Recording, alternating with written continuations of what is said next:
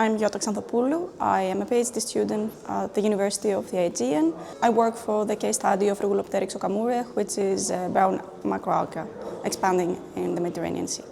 Actually, as it expands so fast, it can dominate habitats instead of the local species. We can also not eradicate it.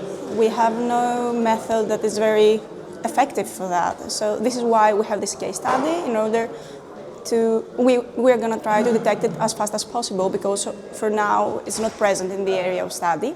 So we will try to detect it if it arrives, and then start immediately eradication measures in order to see if something can be effective. I was watching an interview from some Spanish fishermen framing the problem, framing the issue, because these algae actually go and establish on their nets. So they scare fish, and fish don't go inside the net, so they have lower income because of it. Early detection matters.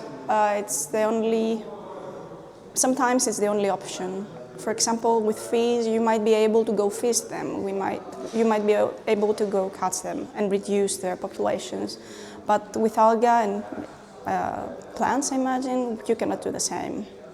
So comply to the regulations in order not to spread these species, and also be part of science and help us do the best we can. We're going to use a new type of samplers. These are Pom-Poms, like the cheerleaders do, and it's actually a mesh, a polyamide mesh.